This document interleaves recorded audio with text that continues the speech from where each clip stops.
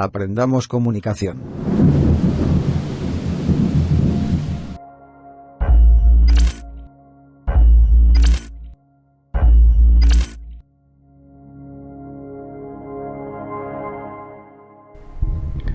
La profesión del diseñador como una actividad profesional es relativamente nueva y ha manifestado un acelerado desarrollo a partir de la segunda mitad del siglo XX.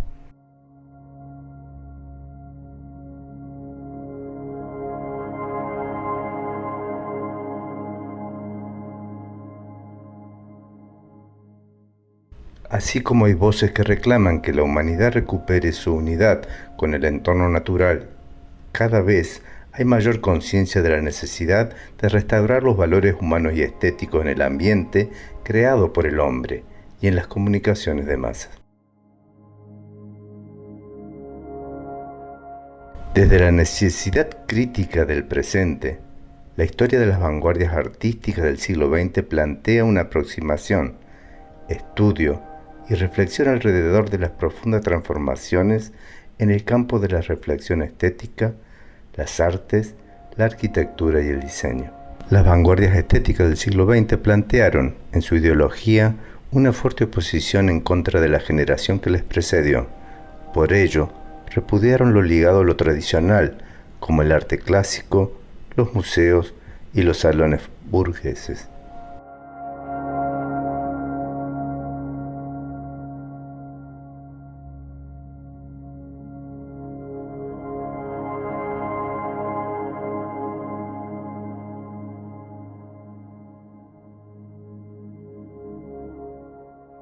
Los ejes sobre los que se dan estas vanguardias son la Revolución Rusa de 1917, la teoría psicoanalítica de Freud y la teoría de la relatividad de Albert Einstein.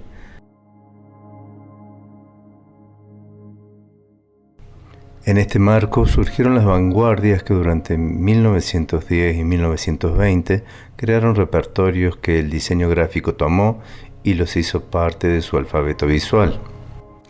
Pero mientras que algunos movimientos como el fauvismo o el expresionismo alemán tuvieron poca influencia sobre lo gráfico, otros como el cubismo, dadaísmo, stil, suprematismo, constructivismo dejaron una huella profunda.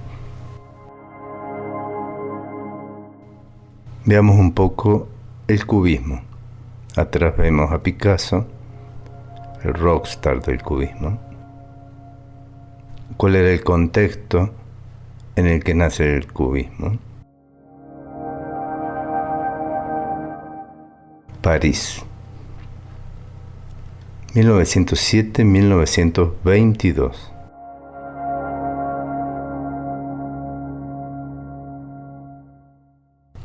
Paul Cézanne, habiendo estudiado la naturaleza con sutileza, realizó una traducción de ella en términos de cilindro, cono y esfera.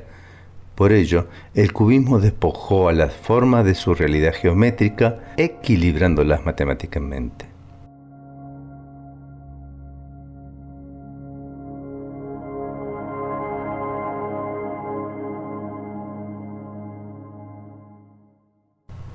El arte no solo consistía en la representación mediante un registro puro y simple de lo visual, sino que la verdad estaba más allá del realismo y que la esencia se debía captar a través de la estructura interna de los objetos que configuraban dicha realidad.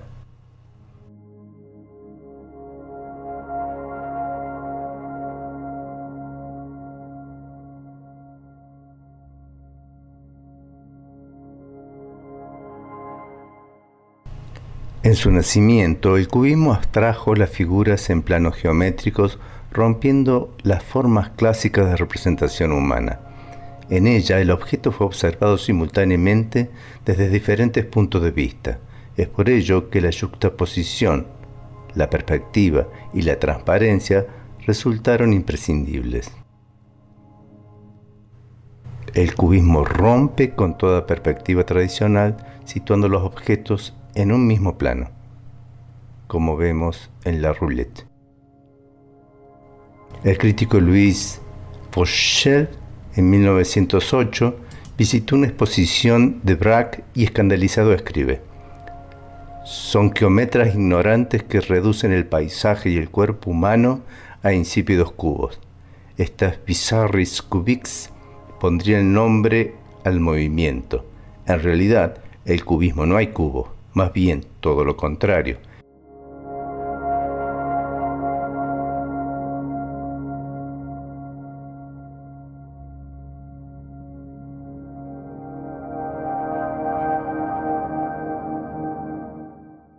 El contexto histórico estaba dado por la Exposición de París de 1900, donde se presentaron todos los avances tecnológicos y Occidente mostraba toda su opulencia. Las nuevas performances, el baile, el uso de la luz, los aparatos de Lumière, las presentaciones de las primeras películas animadas, los efectos especiales y la manipulación de la realidad.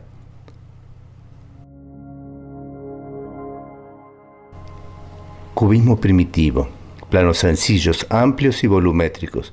Así los planos simples se quiebran en facetas apretadas y continuas, rompiendo y creando un juego rítmico intenso.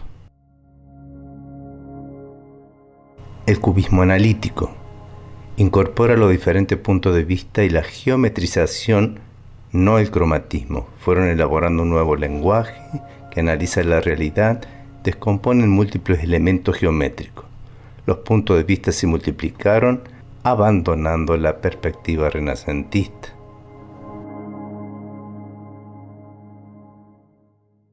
El cubismo sintético. Transmitir la esencia del objeto, se representaban las partes esenciales y constitutivas del objeto según las diferentes vistas, en los diferentes momentos en el que es observado tal objeto, más allá de su aspecto visible. El cubismo abrió un inmenso panorama hacia nuevos recursos estilísticos como el collage, la síntesis compositiva ordenada, la descomposición, la juxtaposición y la transparencia, la nueva visión del plano, la distorsión, el giro de los objetos, los cortes y desplazamientos, los materiales y técnicas de superficies del relieve, por excelencia la superposición de los distintos puntos de vista.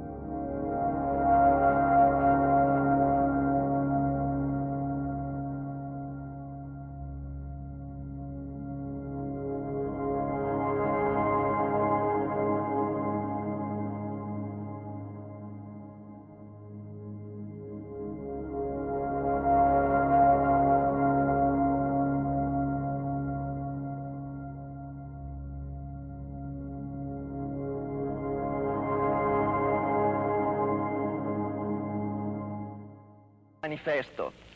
Vogliamo che sia chiamato futurismo, perché vogliamo liberare questo paese da questa putrefatta cancrena di professori, archeologi, ciceroni e mendicanti. Per troppo tempo l'Italia è stata un commerciante di roba usata. Con questo vogliamo dire che è ora di liberarla dagli innumerevoli musei che ci assillano, come tombe. Noi siamo l'ultima visione dei... Riflettore del Italia, 1909-1920, nace el futurismo. El futurismo se remonta hacia 1910 con génesis en la publicación del Manifiesto Futurista, publicado en Le Figaro, cuya autoría se le adjudicó a Filippo Tommaso Martinetti. En sus orígenes acuñaron un torbellino de ideas y sentimientos fundamentados en la diversidad política, anarquismo, socialismo, nacionalismo de quienes la integraban.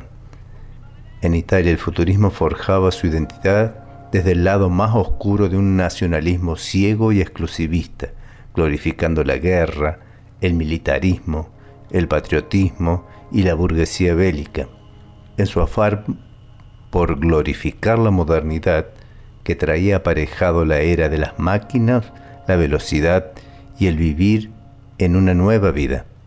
Los futuristas elogiaban el fuego y la violencia, las bombas y la guerra.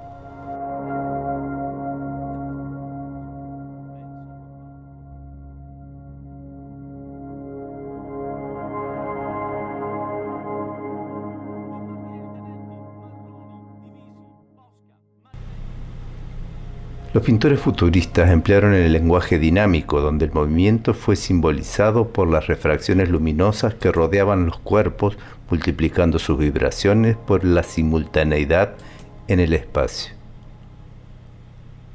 El efecto estroboscópico en la fotografía fue desarrollado ampliamente por ellos.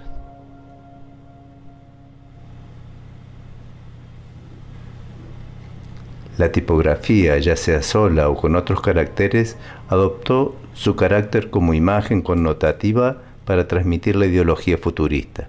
La letra se liberó de la clásica alineación de escritura occidental para alinearse circular, vertical y diagonalmente en escalera y hasta como línea objetual.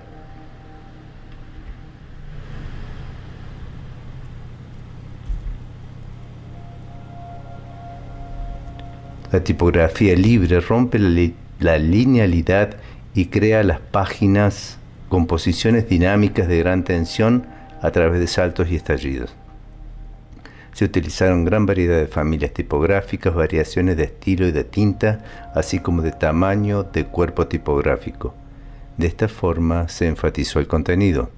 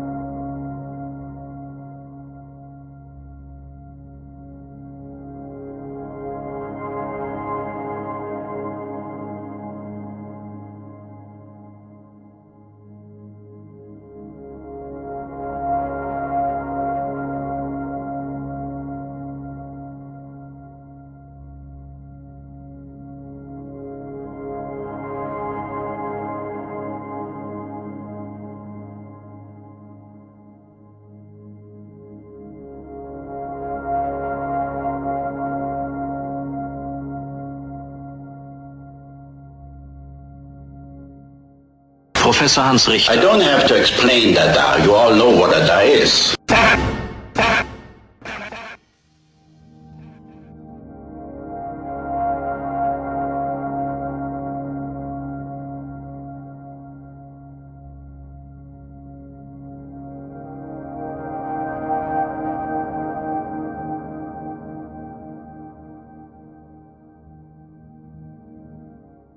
El dadaísmo nació en Suiza como movimiento literario, pero en torno a él se reúnen poetas, pintores y músicos de corta edad. De naturaleza iconoclasta, nihilista, antiburgués y provocativa, anhelaba una realidad libre de reglas políticas, religiosas, morales y también artísticas, impuestas por una sociedad desagradable y autodestructiva. Antiarte moderno, provocación abierta al orden establecido, en medio de la Primera Guerra Mundial, llena de devastación.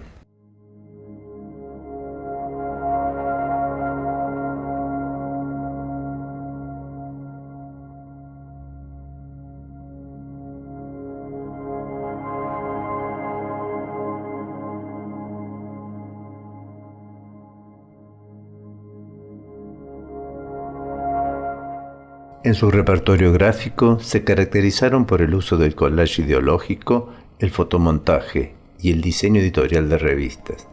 No quiero ni siquiera saber si antes de mí hubo otro hombre, eran palabras de Descartes que ellos usaban.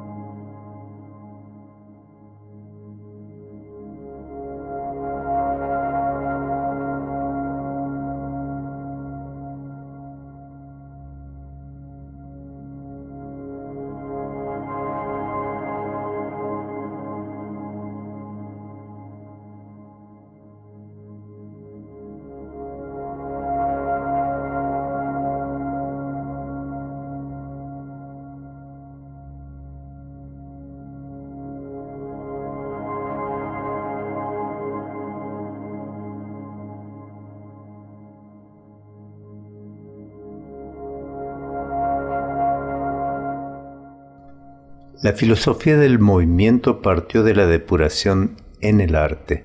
La obra debía despojarse de todo lo subjetivo, pasional, sentimental e individualista. La experiencia debía ser impersonal y universal.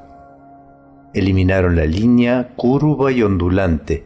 Todo objeto y hasta la sociedad misma debía abstraerse compositivamente bajo una retícula arquitectónica, estructural, intelectual, matemática, organizada en líneas rectas, verticales y las horizontales.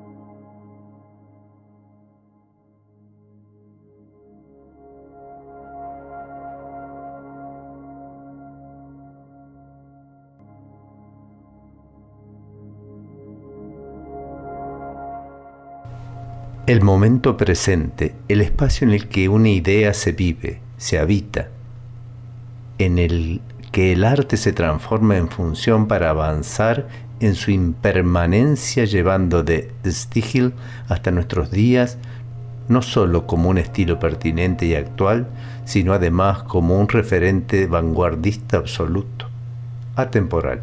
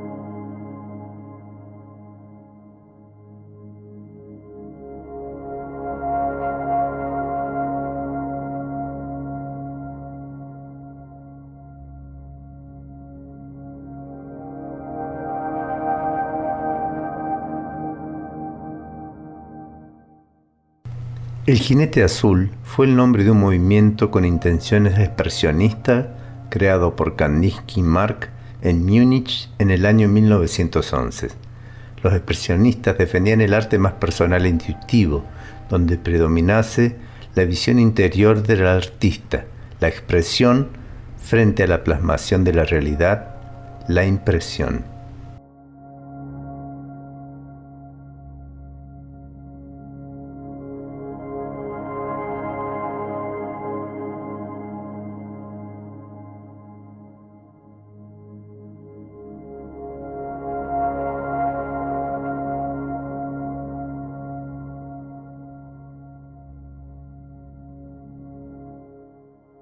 Los pintores expresionistas necesitaron reflejar su mundo interior, la expresión de sus sentimientos, desahogos, angustias y lo espiritual del arte. De esta manera, tradujeron estas experiencias propias en elementos morfológicos tales como la línea, el color, de modo temperamental, emotivo, con una fuerte carga simbólica.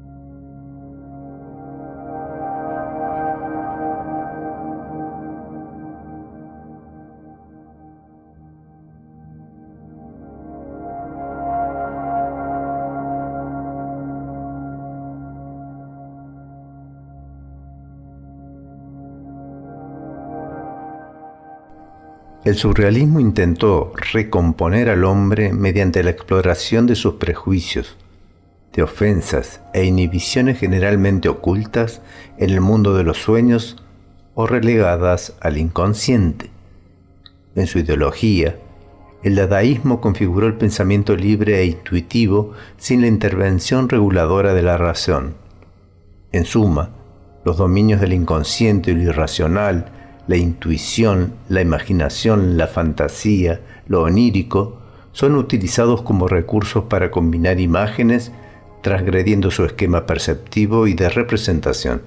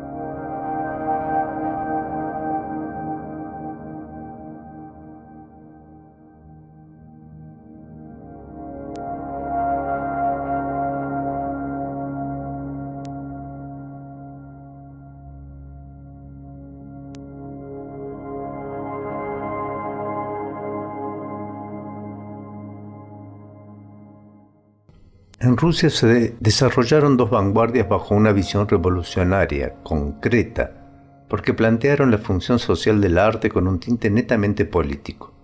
Estas dos corrientes del arte ruso son el suprematismo de Malevich y, consecutivamente, el constructivismo de Tatlin. Malevich emprendió una investigación metódica sobre la estructura funcional de la imagen y la raíz semántica de los símbolos y signos expresivos. Su trabajo no se resguardaba bajo el designio de la propaganda revolucionaria, sino, más bien, de una formación intelectual socialista.